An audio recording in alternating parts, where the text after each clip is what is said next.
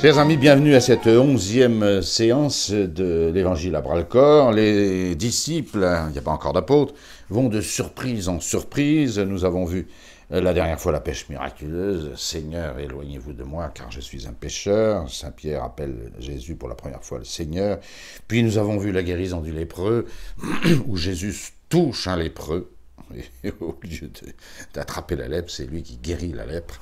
Et puis, cette séance du paralytique dans la maison de Saint-Pierre à Capharnaüm, où Jésus commence, en surprenant tout le monde bien sûr, du jamais vu depuis toujours, il remet les péchés. Il a l'autorité de remettre les péchés.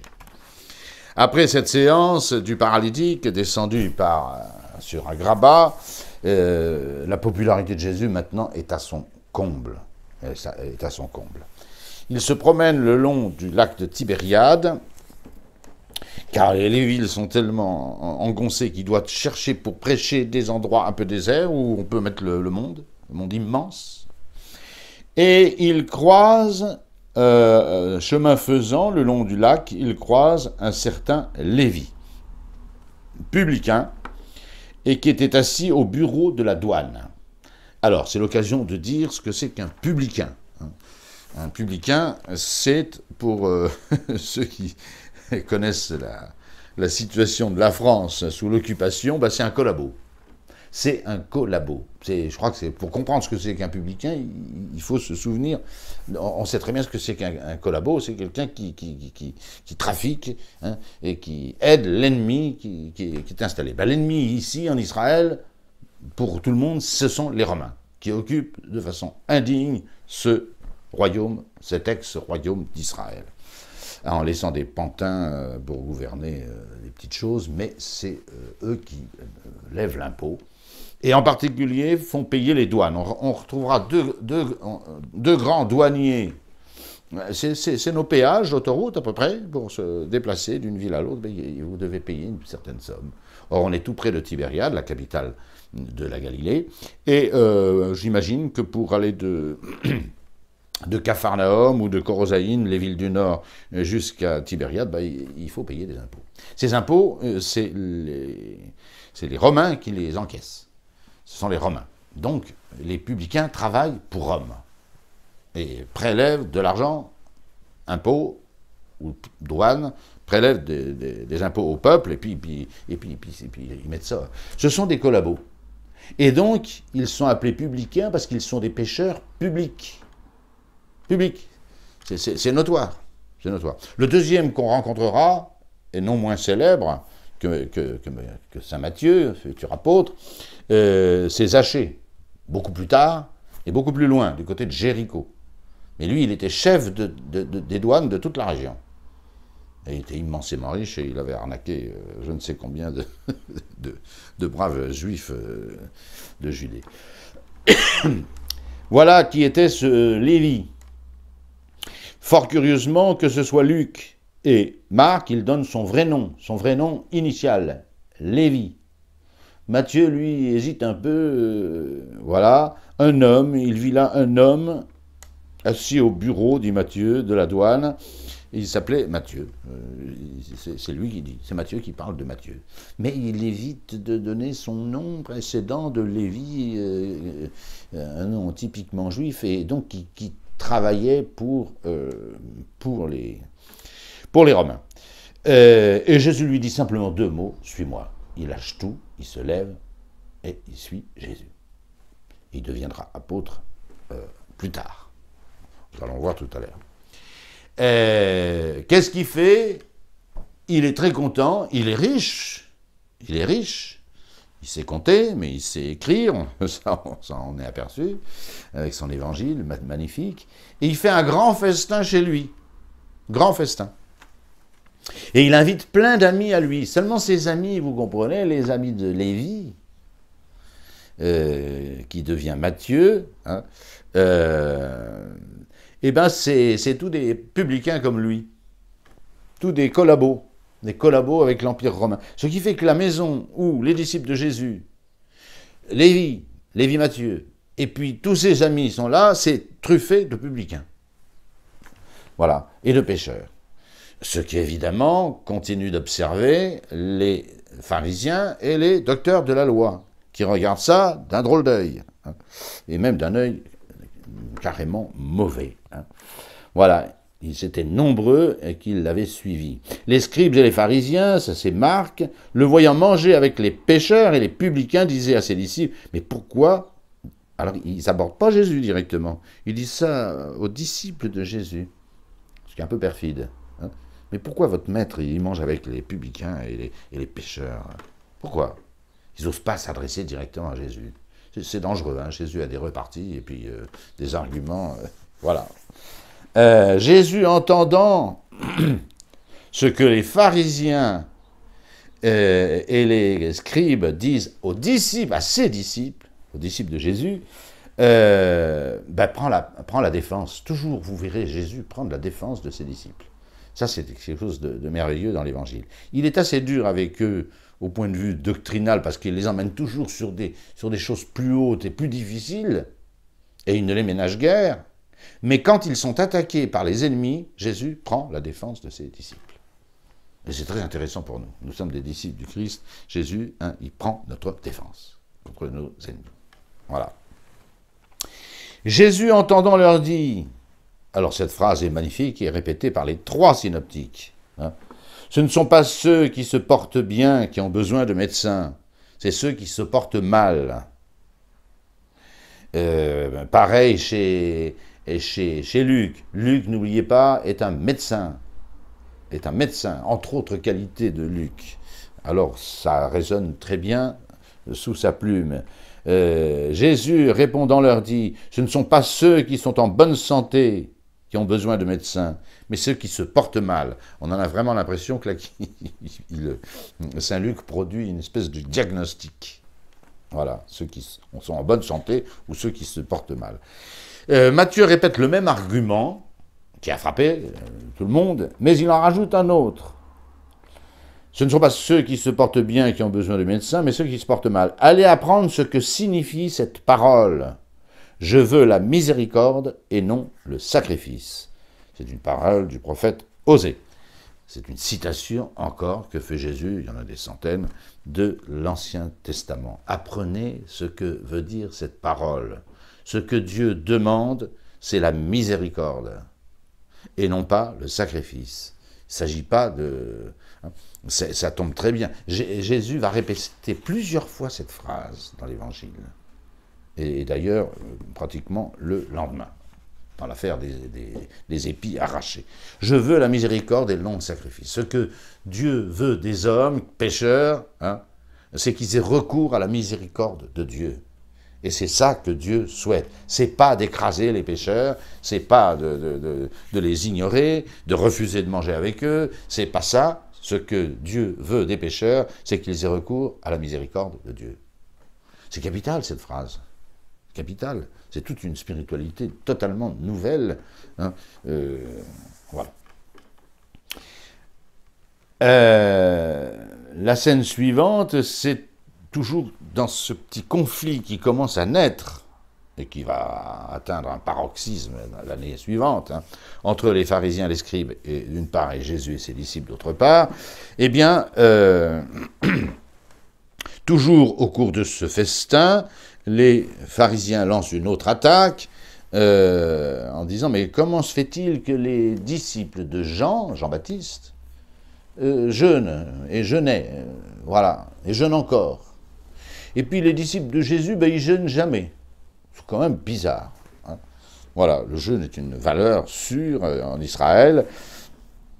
Et les 3 synoptiques rapportent également, hein, c'est les disciples de Jean, mais alliés des pharisiens, dit Marc.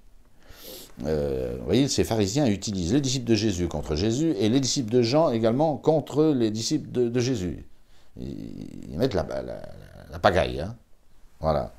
Comment se fait-il que les disciples de Jean jeûnent et que les disciples de Jésus ne jeûnent pas? Et au contraire, ils font des bons festins chez le riche Lévi. Voilà. Réponse de Jésus. Elle est très belle. Elle est très très belle. Je la prends chez Marc puisque c'est la plus longue, comme je fais d'habitude quand Marc est plus long que les autres. Jésus leur dit, est-ce que les garçons de noces peuvent jeûner pendant que l'époux est avec eux? C'est pas le moment de jeûner.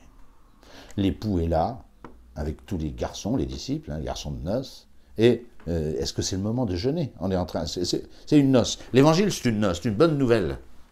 C'est que Jésus est là, le royaume des cieux est arrivé, et que l'époux est là, comme l'a désigné admirablement Jean-Baptiste. Aussi longtemps qu'ils ont l'époux avec eux, ils ne peuvent jeûner. Et c'est vrai, dans l'Évangile, vous ne verrez pas de jeûne organisé par le Seigneur ou par ses disciples. Ils ne jeûnent pas. Et on dira même on traitera même Jésus de glouton, alors là, il ne faut quand même pas pousser, et de buveur de vin. Oui, il buvait du vin. Il mangeait, il ne jeûnait pas. Et la raison qu'en donne Jésus, c'est qu'ils ont l'époux. C'est une noce, l'évangile c'est une noce, c'est une bonne nouvelle. Il y en a qui font de l'évangile une mauvaise nouvelle. C'est une très très bonne nouvelle que l'évangile, qu'on se le dise. Viendra un temps, dit Jésus, viendront des jours où l'époux leur aura été enlevé. Ils vont perdre l'époux. Toujours cette vision de Jésus arc-boutée sur sa passion, sa mort et sa résurrection. Viendra un temps où viendront des jours où l'époux leur sera enlevé. Et alors, en ce jour-là, ils jeûneront. En ce jour-là, ils jeûneront. Quand ils auront perdu l'époux. Et Jésus commence à attaquer presque systématiquement cet esprit des pharisiens qui est violemment contraire au royaume des cieux et à l'évangile qu'il prêche. Il leur disait une parabole. C'est peut-être la première parabole qu'on entend de Jésus. Voilà. Elle est très courte. Il y a des dizaines, j'allais dire, une bonne centaine de paraboles dans l'évangile. Certaines sont très connues et très longues, mais il y en a plein de toutes petites comme ça qui s'intercalent subrepticement dans des altercations comme celles que nous racontons. Et il leur dit une parabole. C'est la première parabole de Jésus. Elle est là, placée. Et je lis la version de saint Luc parce que elle est bien plus élaborée. Personne ne déchire une pièce dans un habit neuf pour l'appliquer à un vieil habit. Autrement, en effet, il aurait déchiré l'habit neuf, et la pièce qu'il en aurait prise ne conviendrait pas bien pour le vieux. Voilà, on ne prend pas une étoffe jeune, solide, dure, pour rapiécer une vieille étoffe. L'étoffe dure va tout arracher la vieille étoffe. Donc il faut un peu de délicatesse. Voilà. Deuxième comparaison, et donc c'est deux paraboles, et personne ne met du vin nouveau dans de vieilles outres, car autrement le vin nouveau romprait les outres. Une outre qui a déjà eu du vin, elle est un peu ramollie, affaiblie, voilà. Vous mettez du vin nouveau, là, qui sort à peine de la vendange, ça va trouer, ça va déchirer, un peu comme l'étoffe, ça va déchirer l'outre, et puis le vin va se répandre, c'est du gâchis. Voilà. C'est terrible cette parabole, si vous regardez bien. Les pharisiens sont de vieilles outres et des tissus délabrés. C'est ça que ça veut dire. Et que le vin nouveau qu'apporte Jésus, l'étoffe nouvelle qu'il apporte, va tout casser chez ces gens-là. Va tout déchirer. Mais il faut mettre du vin nouveau dans des outres neuves. Ça demande un changement radical pour ces pharisiens et ces scribes. Et on va voir sur la question du sabbat, où ils étaient complètement fixés, sclérosés, mais il n'y a pas d'autre mot. Et personne, pendant qu'il boit du vin vieux, ne veut du nouveau, car il dit, le vieux est bon. Voilà. Très belle, deux petites paraboles, une sur l'étoffe et l'autre sur le vin, enfin les outres et le vin, parfaitement adaptées. Les pharisiens vont rater le royaume des cieux parce que c'est du vieux tissu et c'est des vieilles outres. Et Jésus lui apporte une étoffe nouvelle et il apporte un vin nouveau. Voilà. Donc, et c'est ça qui va... C'est cette sclérose morale des pharisiens qui va entraîner leur ruine et leur haine de Jésus, car ça va tourner à la haine. Et justement, étape suivante, on commence à parler du sabbat. Le sabbat va occuper une place considérable dans les scènes qui suivent le sabbat. Il advint un jour de sabbat, pendant qu'il passait, il traversait des récoltes, et ses disciples arrachèrent des épis et les mangeaient en les froissant dans leurs mains. C'est très beau. Alors vous pourrez, ça c'est la version de Luc, mais les autres sont tout à fait semblables, inutile de les répéter. Voilà. Chemin faisant, les futurs apôtres, les disciples ont faim, ils arrachent des épis, ils les frottent dans leurs mains pour récupérer le grain uniquement, et puis les mangent. Alors on pourrait croire que ce qu'on va leur reprocher, c'est de voler des épis à des gens, à des braves cultivateurs, voilà. Pas du tout. C'est pas du tout une question de rapine ou de vol, de choses qui n'appartiennent pas. Ça n'a rien à voir ici. Qu'est-ce que disent les pharisiens? Disaient, vois, pourquoi font-ils ça le jour du sabbat? Ce n'est pas permis de faire ça le jour du sabbat. Quelques pharisiens dirent, Saint Luc, pourquoi faites-vous ce qui n'est pas permis de faire un jour de sabbat? C'est le fait que ce soit un sabbat. Alors, le sabbat, j'ai relu à peu près tout ce qu'il y avait dans le Pentateuque sur le sabbat. Il est simplement demandé qu'on ne travaille pas le sabbat. C'est tout ce qui est demandé dans le Pentateuque. Mais avec les docteurs de la loi, c'était devenu d'un compliqué. Hein. Le Talmud dit qu'il y a 613 préceptes du Talmud. 613. Je ne sais pas où ils ont pris ce chiffre. C'est en combinant les lettres et en leur attribuant un chiffre qui est 613. Complètement fou. J'ai relu tout ce qui concerne le sabbat dans le Pentateuque. Il est simplement dit qu'il ne faut pas faire d'œuvre, ne pas travailler. Même si, pas de moisson, pas de choses comme ça, etc. Voilà. Alors, chez les docteurs de la loi, et pire encore dans le Talmud, après l'Évangile, mais on ne peut même pas décrire le nombre de préceptes. Impossible de transporter un objet, même de la nourriture, jusqu'à une olive. Et il distingue la demi-olive de l'olive, ou la demi-figue, c'est pas un péché, mais une figue, transporter une figue, c'est un péché. Ils deviennent fous, quoi. Il y a de quoi devenir fou avec cette loi. Alors que le Pentateuque ne dit pas du tout ça. On arrête les travaux habituels. Voilà, on ne fait pas de travaux. On ne pouvait pas transporter même de la nourriture. Rien à voir avec notre dimanche, où c'est simplement les œuvres serviles qui occupent davantage le corps que l'esprit qui sont interdites. Ça, c'est normal, c'est chrétien. Mais ne pas pouvoir transporter une figue ou une olive, et pouvoir transporter une demi-figue ou une demi-olive, il faut des malades pour faire des lois comme ça. Des malades. Autrement dit, ce que les pharisiens reprochent ici aux disciples de notre Seigneur, c'est qu'ils transportent de la nourriture dans leurs mains. Ben forcément. Ils transportent de la nourriture, des épis de blé ou d'orge, je ne sais pas. Hein. Et puis, chemin faisant, ils les frictionnent et puis ils les mangent. Alors là c'est totalement interdit par ces voilà. Et c'est ça qui est reproché. C'est pas du tout qu'ils ramassent des épis qui ne leur appartiennent pas. 4 réponses de Jésus, qui encore prend la défense de ses disciples à tous les coups. Voilà. Premier argument, David a fait comme ça. Et puis il a fait bien pire, David. C'est quand David a mangé les pains de proposition réservés aux seuls prêtres, chez Abimélec, le grand prêtre, quand il était poursuivi par son fils révolté, Absalom. Il quitte Jérusalem avec 600 de ses soldats, toute son armée est passée du côté d'Absalom. J'ai eu l'occasion de raconter ça vous pouvez vous y reporter dans mes conférences sur les livres de Samuel.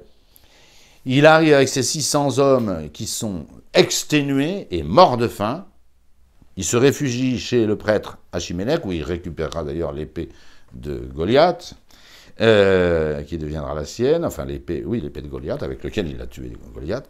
Et puis il dit à Abimelech, le grand prêtre, mes hommes sont exténués, qu'est-ce qu'on peut manger? Et le grand prêtre, Abimelech, ami de David, donne à manger à David les pains de proposition. Ces pains de proposition, comme leur nom l'indique, ils étaient posés devant le tabernacle toute la journée, et il n'y a que les prêtres qui les consommaient. C'était absolument interdit, c'est dans le Pentateuque, voilà. Et ces pains de proposition, David les distribue à tous ses soldats qui... Voilà, premier argument. Alors vous comprenez, si David fait ça, David, il est intouchable. Intouchable. Voilà.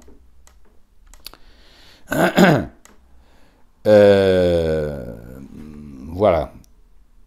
N'avez-vous pas lu ce que fit David lorsqu'il fut dans le besoin et qu'il eut faim, lui et ceux qui étaient avec lui? Comment il entra dans la maison de Dieu, le tabernacle, sous les yeux du grand prêtre Abimelech, et mangea les pains de proposition qu'il n'est permis qu'aux prêtres de manger, et en donna à ceux qui étaient avec lui. Il y avait 600 hommes. Premier argument. Deuxièmement, il y a des transports de marchandises dans le Hieron, à Jérusalem. Ça, c'est un argument de Matthieu. Voilà, on peut transporter des choses parce que les prêtres ont le pouvoir de transporter les choses dans le Hieron. Le Hieron, c'est cette grande cour réservée aux gentils, dans lesquelles les gentils seuls pouvaient prier. Là, ils ne pouvaient pas accéder au sein et au sein des saints comme les Juifs. Voilà. Jésus renouvelle cette phrase d'Osée qu'il a dit à propos de l'anecdote précédente, question sur le jeûne des disciples de Jean.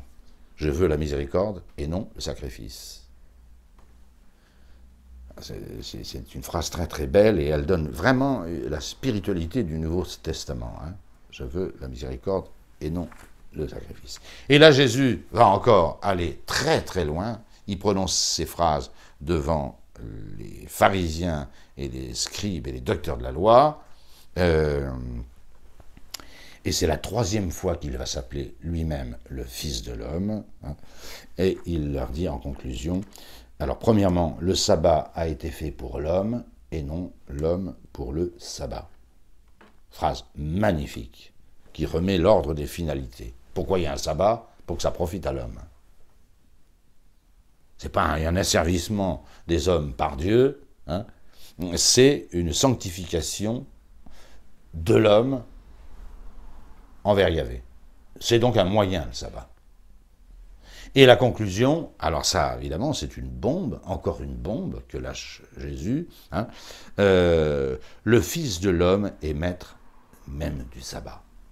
Ça nous annonce déjà le sermon sur la montagne, où Jésus recompose tout le paysage moral du Pentateuque.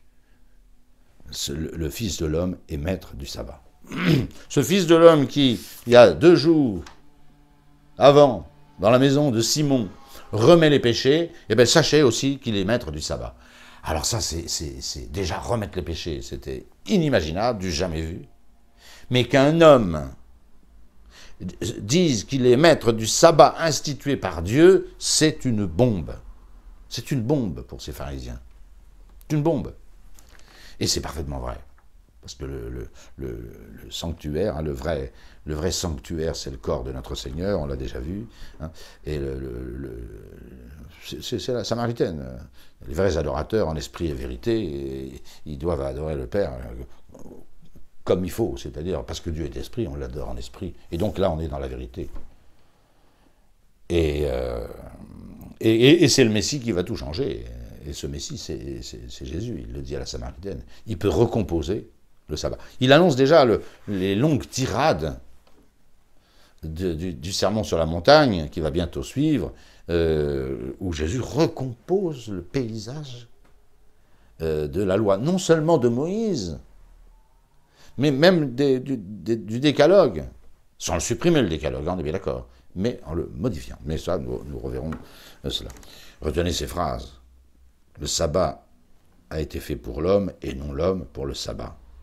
Et conclusion, le Fils de l'homme, je ne reviens pas sur l'expression Fils de l'homme, j'en ai longuement parlé dans la séquence précédente, le Fils de l'homme, hein, auquel l'Ancien des Jours a remis l'intégralité de son pouvoir, il est maître du sabbat. Voilà. Et donc le sabbat, il pourra faire ce qu'il veut, et faire à ses disciples ce qu'il veut le jour du sabbat. Voilà. Jésus revient dans la synagogue. Alors, je me suis posé une question. C'est incroyable, on a l'impression que Jésus, c'est faux, hein, que Jésus prend un malin plaisir à faire tous ces miracles et ces prédications un jour de sabbat. La plupart des miracles un peu étonnants et des discours étonnants de Jésus, c'est toujours un sabbat. Mais comment ça se fait, ça? Est-ce que Jésus fait exprès de prêcher et de faire des miracles le sabbat pour troubler ces pharisiens et ces juifs? Ben non. Ben non. Ce serait indigne. C'est que Jésus profite du rendez-vous hebdomadaire de tous ces juifs à la synagogue. Et c'est le sabbat qu'on se réunit à la synagogue, comme nous allons à la messe le dimanche. Voilà, tout simplement. Hein? Et c'est donc très souvent, il n'y a pas des miracles que le sabbat, mais très souvent, ça se passe le sabbat, parce que Jésus va le sabbat à la synagogue. On a vu qu'à Nazareth, hein, il alla selon sa coutume à la synagogue, le samedi soir, le sabbat, selon sa coutume. Voilà. Tous les mots sont importants. Donc Jésus rentre dans la synagogue. C'est toujours celle de Capharnaüm, où il a déjà chassé un démon. Vous vous souvenez, vous êtes le Saint de Dieu, etc. Voilà. Et là, il n'y a pas de possédé, il y a un homme à la main complètement desséché. Voilà. Elle est immobile, cette main, la main droite, dit Marc, elle n'a plus de muscles, il n'y a plus de chair, il ne reste plus que les os et la peau. Voilà. Ce qui la rend totalement infirme, cette main. Il y avait là un homme dont la main droite était sèche, Saint Luc. Hein.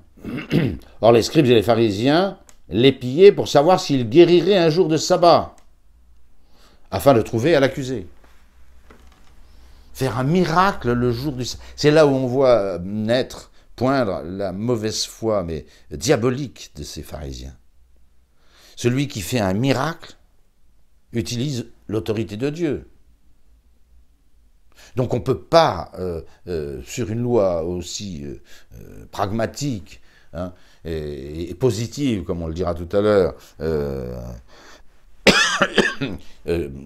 empêcher Dieu d'agir. C'est l'inversion radicale. La loi est faite pour la loi, non.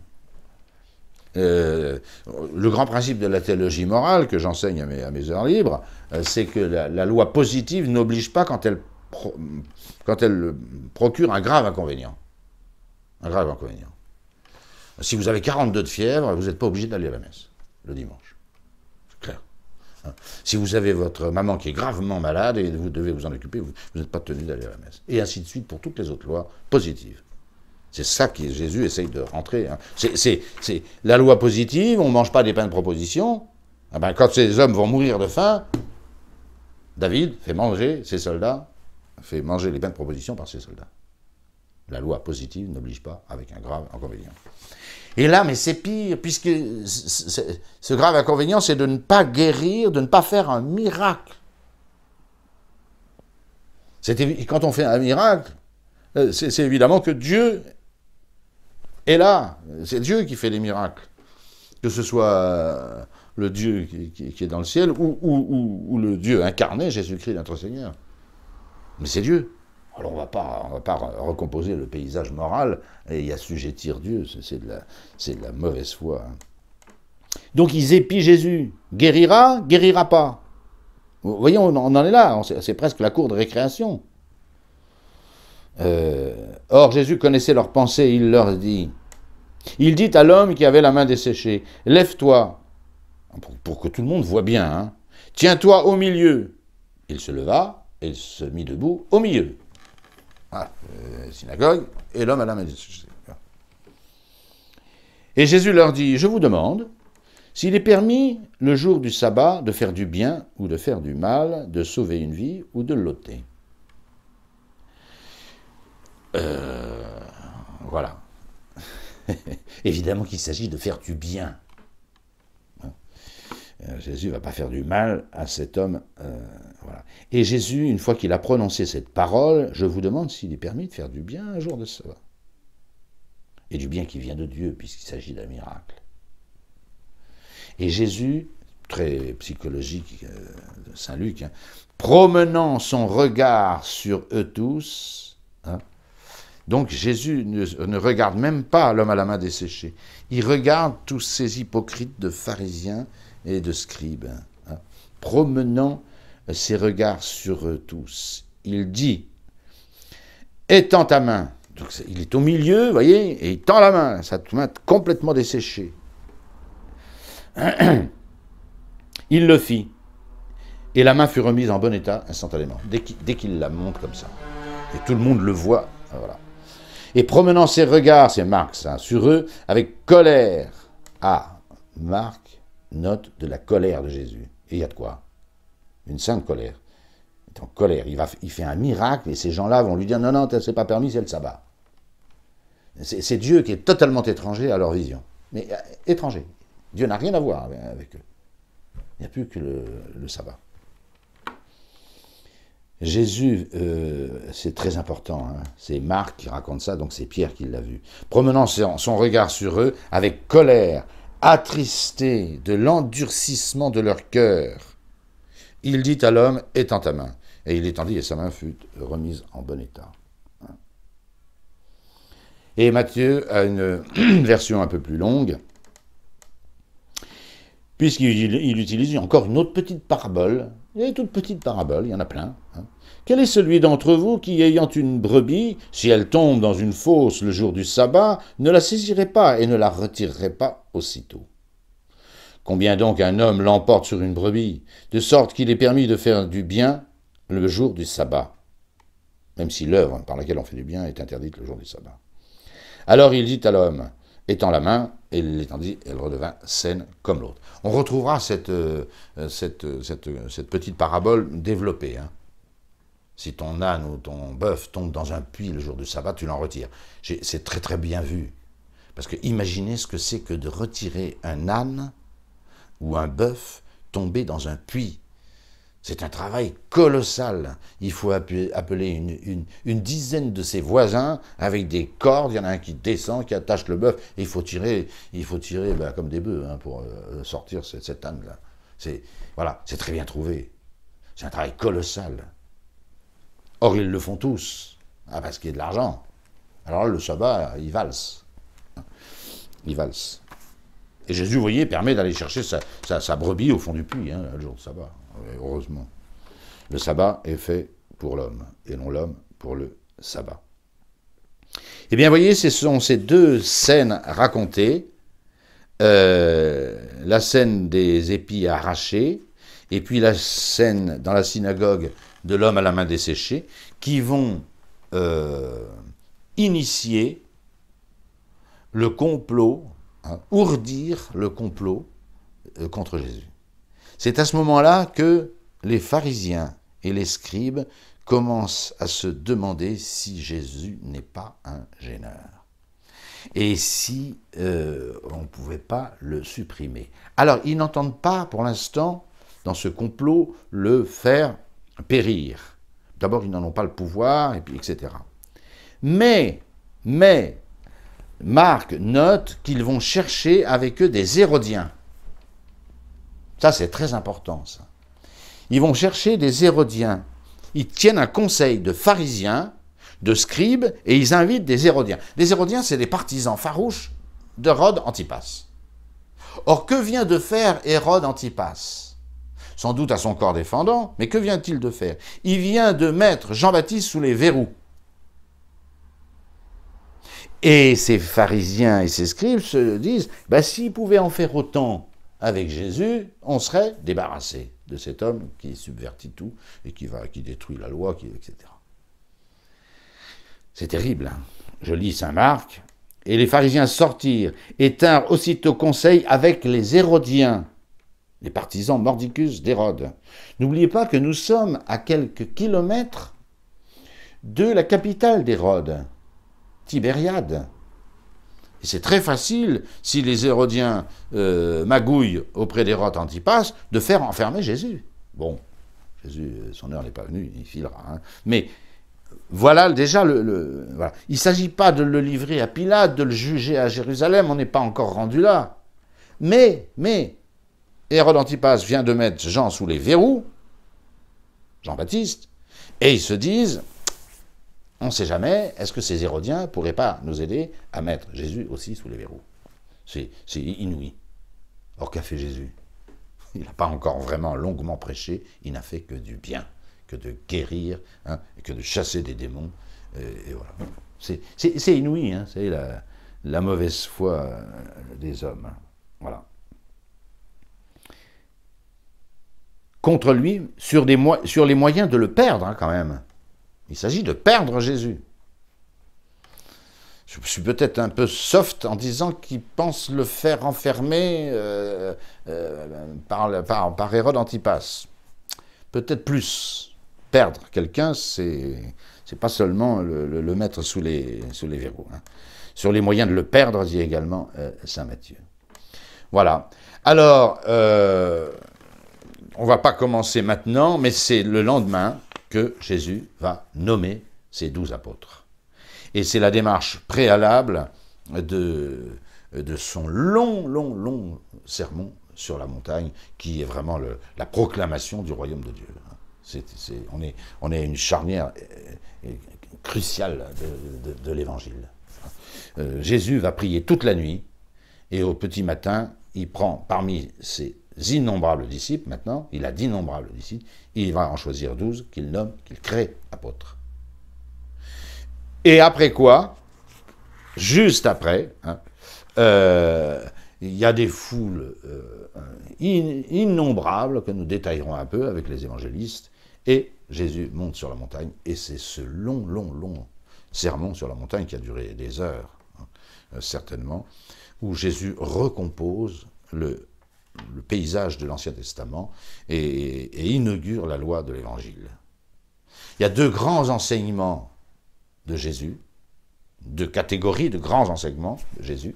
Il y a évidemment les sermons, et en particulier celui-là qui occupe 3 chapitres, nous reverrons ça en détail, de saint Matthieu, et puis les paraboles, les innombrables paraboles, qui sont une autre manière de décrire le royaume des cieux, hein, et puis surtout de décrire le roi du royaume des cieux, Jésus, notre Seigneur lui-même. Je vous remercie.